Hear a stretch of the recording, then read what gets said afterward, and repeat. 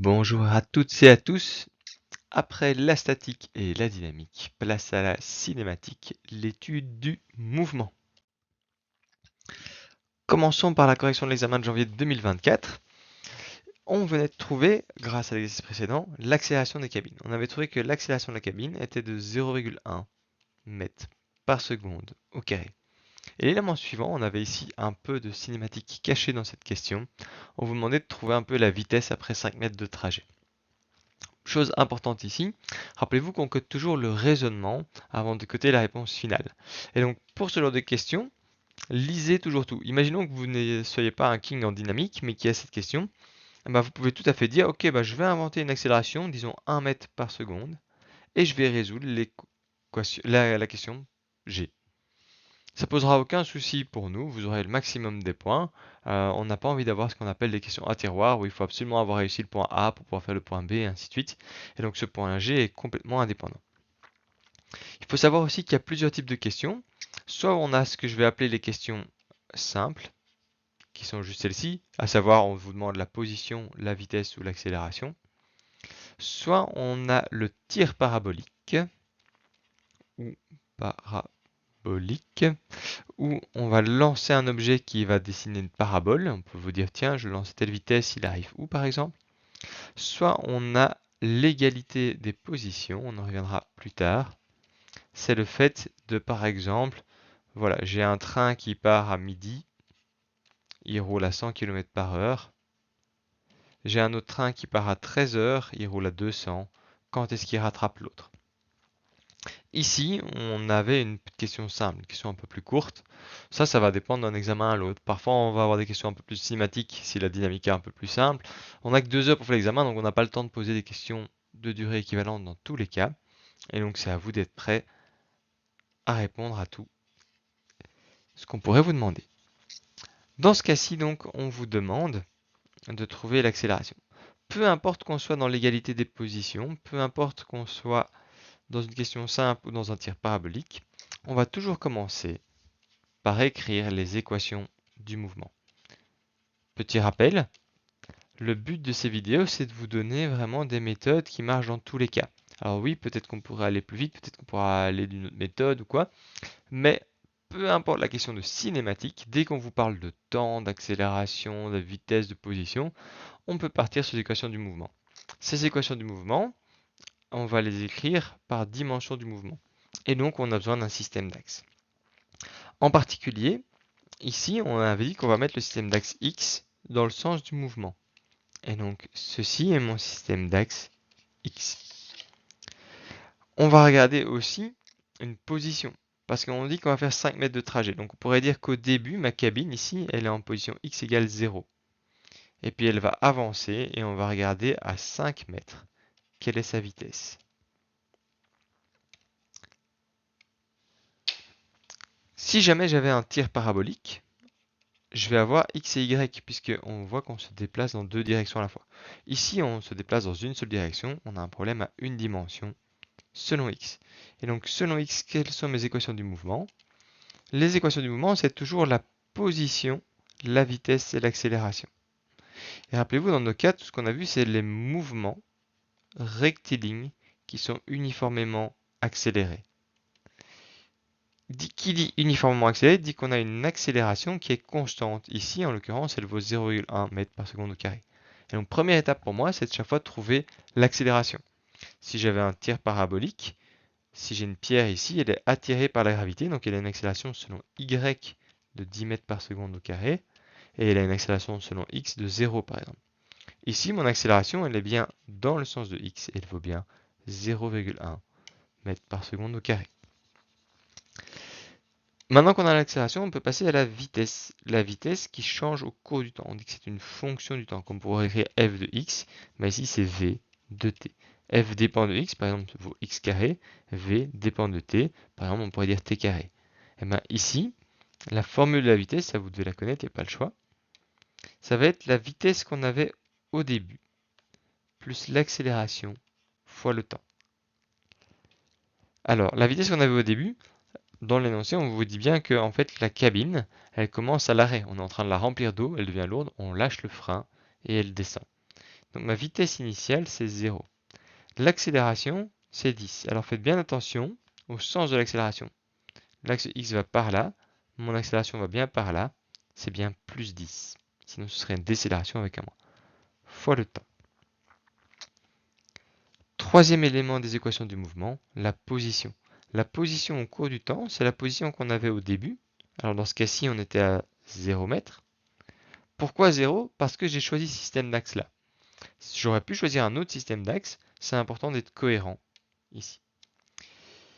Plus la vitesse qu'on avait au début fois le temps. Alors au début, on est immobile, donc on n'a pas de vitesse initiale. Plus la moitié de l'accélération fois le temps au carré. Et donc plus la moitié de 10 fois t au carré. Ceci, ce sont mes équations du mouvement. On peut les écrire du coup en résumé. A, ça vaut 0,1 mètres par seconde au carré. La vitesse au cours du temps, c'est 10 fois t. Et la position au cours du temps, c'est 5 fois t carré. Dans tous les exercices de cinématique, on peut commencer par écrire ces équations. Même si on n'a pas besoin de la vitesse à un moment ou à un autre, ça ne prend pas beaucoup de temps à faire et ça permet de se préparer pour travailler. Après, on va regarder qu'est-ce qu'on sait en plus. C'est parti. Qu'est-ce que je sais en plus? Je sais que je peux partir de 0 mètres et je cherche à 5 mètres quelle est ma vitesse. Qu'est-ce que j'ai comme équation? On vient de dire que l'accélération c'était 0,1 mètre par seconde au carré. Ok. Je cherche cette vitesse qui vaudra 10 fois le temps. Et donc je vais chercher la vitesse que j'ai ici après 5 mètres. Mais vous voyez qu'ici j'ai pas de notion de distance, j'ai qu'une notion de temps. Où est-ce que j'ai une notion de distance? Dans la position. De fait, ma position au cours du temps, on vient de dire que c'était 5 t carré. Je sais que il me faut un temps, disons tx, pour atteindre 5 mètres.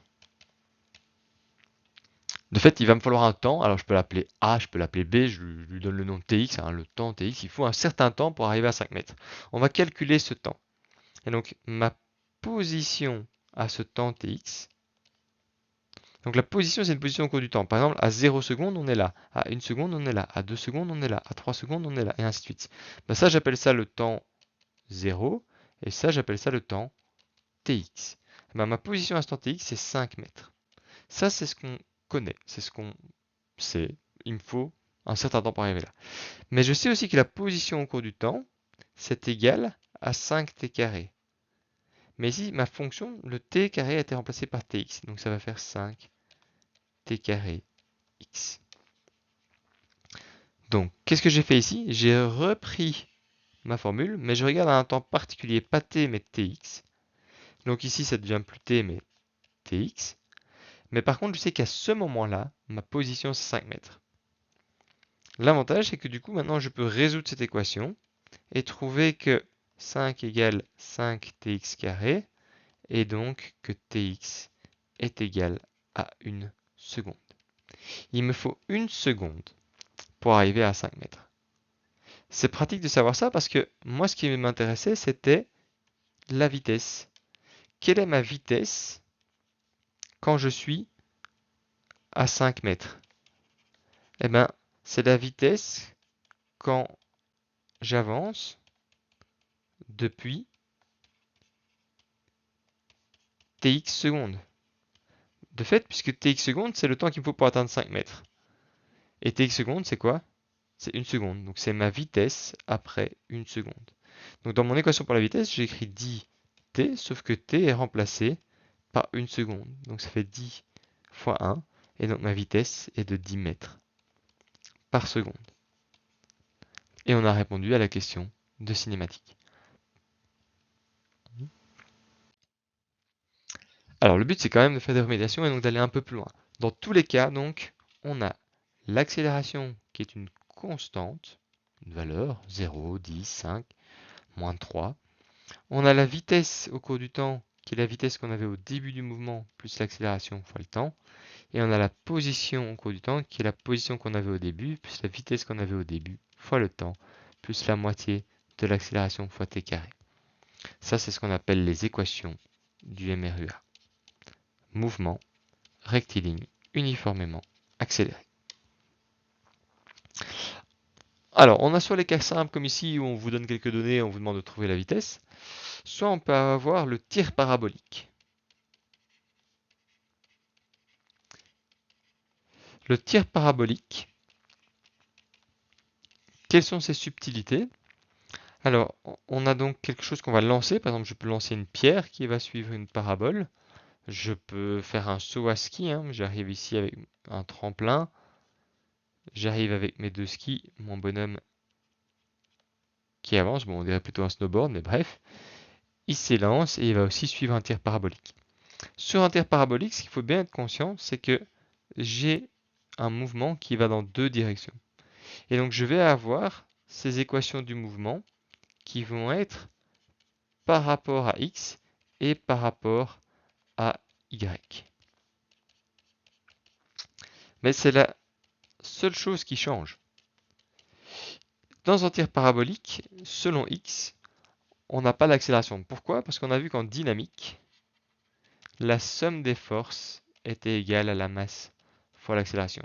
Et quand on regarde ici un caillou qui est en train de voler, il n'a pas de force. À la limite, on pourrait dire qu'il y a des frottements de l'air, mais ici on va les négliger. Et donc selon l'x, il n'y a pas de force.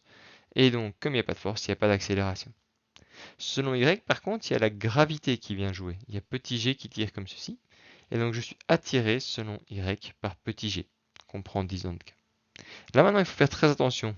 Si j'ai mis mon système d'axe comme ceci, petit g va vers le bas, et donc ça va être moins 10 mètres par seconde au carré. Si vous aviez décidé de travailler avec un système d'axe comme ceci, alors ce serait plus 10. Dans mon exemple, je vais garder mon système y vers le haut, donc ce sera moins 10. Ma vitesse selon x, ce sera la vitesse initiale, plus l'accélération selon x fois t, et donc c'est ma vitesse initiale selon x. On reste bien à chaque fois selon x. Donc si ici on vous disait je décolle du tremplin avec une vitesse de 2 mètres par seconde et un angle de 30 degrés, eh bien, il va falloir commencer par décomposer ça en Vx et Vy. Et pour être même exact, ici, c'est bien la vitesse qu'on a au début, qu'on appelle la vitesse initiale, donc ce sera Vy0 et Vx0, ou V0x et V0y. Et donc dans ce cas-ci, on aura quoi? De nouveau, si on fait SOHCAHTOA, ça c'est V0, ça c'est V0y, ça c'est V0x, et on sait que là c'est 30 degrés. Donc si je fais SOHCAHTOA, j'ai que le sinus de 30 degrés, c'est égal à l'opposé, V0y, sur l'hypoténuse, V0. Et donc si je cherche V0y par exemple, ce sera V0 sin 30. Et si je cherche V0x, V0x vous pouvez le faire avec K, ce sera V0 cos 30. Et donc ici j'ai V0 fois le cosinus de 30 degrés dans ce cas-ci. Plus l'accélération selon x fois t qui vaut donc plus 0. Si j'avance sur la position c'est la même idée. Ma position selon x, c'est la position initiale. Quelle est ma position initiale? Ça va dépendre de mon système d'axe. Si je décide que ceci est mon système d'axe, x, y, vous voyez qu'au début, ici, x égale 0.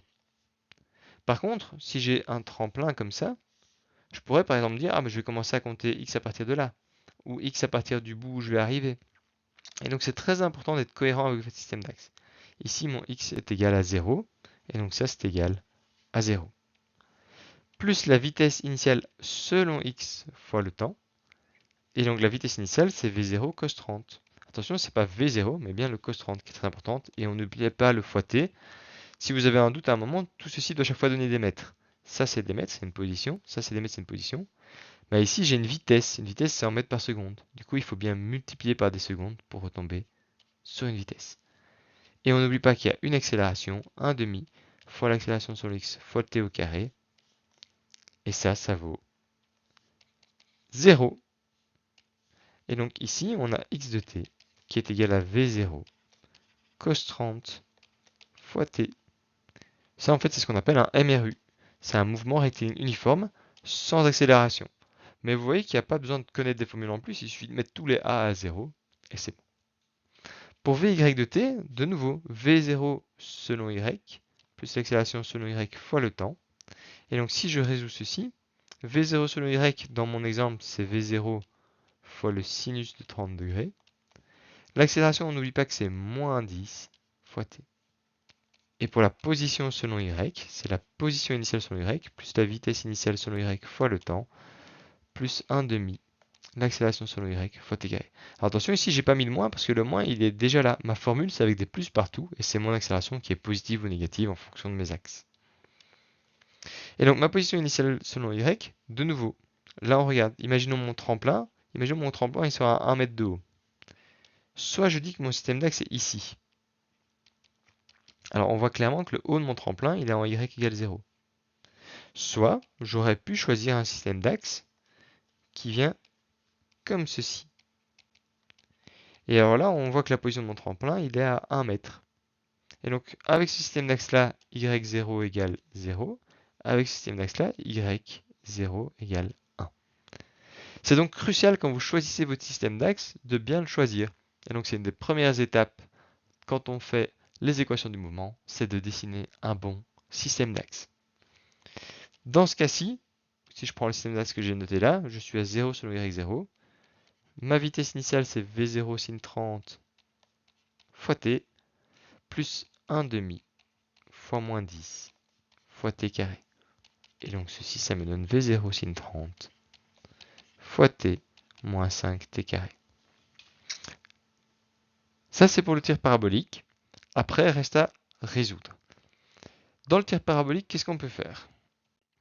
Dans le tir parabolique, on peut vous demander plusieurs choses. On pourrait vous demander ce qui se passe en haut. Par exemple, pour trouver la hauteur max. Et donc pour ça, il faut chaque fois connaître un peu une valeur là-bas. Ce qu'on sait, c'est que quand on est en haut, la vitesse selon y vaut 0.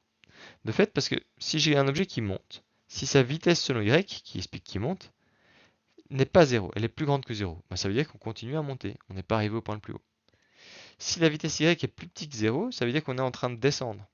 Et donc, ce moment où on est positif, où on monte, et négatif, où on descend, il y a un moment où on n'est ni positif ni négatif, on ne monte plus mais on ne descend pas encore, c'est quand la vitesse selon y est égale à 0. Ça, c'est une des conditions pour votre tir parabolique. Après, il y a les idées de position. Comme on a déjà eu un peu tantôt, on disait après 5 mètres, si on vous demande un peu, tiens, par exemple, quand est-ce qu'on touche le sol? Ici, on cherche la distance D. Eh bien, on sait quelque chose. On sait que la position selon Y quand on touche le sol, la position Y au moment où on touche le sol, vaut 0 par exemple dans cet exemple-ci. Si ici c'est mon Y, on voit que là on est à une hauteur de 0 tout du long. Et puis il y a un troisième cas, c'est carrément où on vous dit, ben voilà, j'aimerais bien savoir ce qui se passe quand on est à Y qui vaut 5 et X qui vaut 3 par exemple. Et donc là on met dans nos équations trouvées précédemment.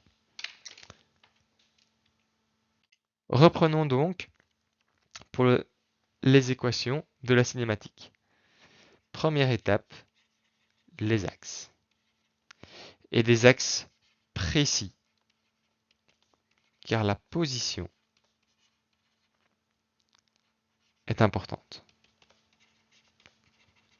En effet, quand on va dire la position sur le x selon y, ce sera par rapport à notre axe. 2. Les équations du mouvement. Sachant qu'on est dans le mouvement rectiligne uniformément accéléré, et donc que l'accélération est une constante, que la vitesse au cours du temps est égale à v0 plus a fois t, mais attention, pour chaque axe. Et donc, on va le faire selon x et selon y. On va donc avoir vx de t est égal à v0x plus ax t, et vy de t est égal à v0y plus ay fois t. Idem pour l'accélération. Je vais avoir ax égale quelque chose et ay égale quelque chose. C'est des constantes, donc un nombre donné dans l'énoncé. Et enfin, on a la position selon x et selon y, ce sera exactement la même chose, qui vaut la position initiale plus la vitesse initiale selon x fois le temps, plus 1 demi l'accélération selon x fois le temps au carré. Souvent on note ça sans les x, tout ici, pour avoir quelque chose de général, un peu comme là avec la vitesse, mais donc il faut bien être conscient que ici on aura la même chose chaque fois selon y.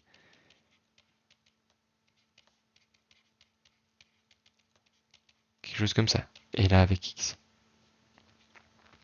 Et puis après, ce que j'appelle les points particuliers.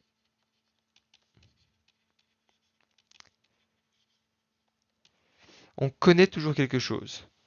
Par exemple, pour le tir parabolique, en haut, on sait que Vy égale 0. Quand on est là, on sait qu'on est à une certaine hauteur. Si je mets mon système d'axe comme ceci, là on est en y égale 0. Dans l'autre exercice, avec mon chariot qui descendait comme ceci, on savait que là on était en 0 et qu'à la fin on était à 5 mètres. Mais il reste un dernier cas, qui est l'égalité des positions. Comme je vous l'ai dit, on a 3 types d'exercices, les questions simples, les questions de tir parabolique et l'égalité des positions. Imaginons qu'on ait un train qui avance par là à 100 km/h et qu'on ait un autre train qui avance par là à 50 km/h, train qui va très doucement, et que la distance entre les deux soit de 200 km. On pourrait se poser la question, ils vont se retrouver à quel endroit? Alors on pourrait aller étape par étape ou quoi, mais le plus simple c'est de se dire, ok, je vais définir un système d'axe, c'est mon premier point. Je vais dire, voilà, mon système d'axe c'est ça. Donc ici, ma position vaut 0, et là, ma position vaut 200 km. Le système d'axe c'est en kilomètres. Mais on va dire, je vais regarder le moment que je vais de nouveau appeler TX par exemple, où le train 1 est à la même position que le train 2.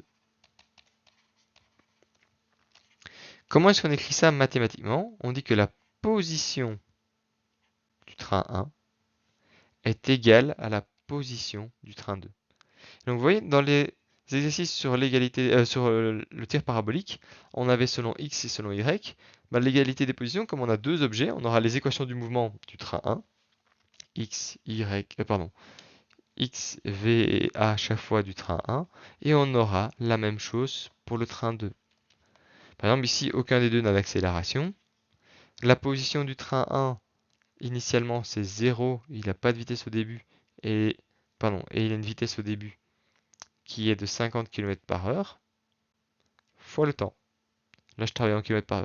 Le train 2, il a une position de 200 au début, et il va à moins 100 de vitesse, fois le temps. Ma vitesse 1, on vient de dire, c'est 50 km/h. Ma vitesse 2, c'est 100 km/h, mais négatif puisqu'on va vers la gauche, et que mon système d'axe est vers la droite. J'étais un peu vite, mais donc ça, c'est vraiment x de t égale x0 plus v0x fois t plus 1,5 à x t carré. Pour nos deux trains, il n'y a pas d'accélération, donc ce terme-là tombe. Pour le premier train, on était à 0 km au début. Pour le deuxième train, on était à 200 km. C'est ce qu'on voit ici, 0 et 200.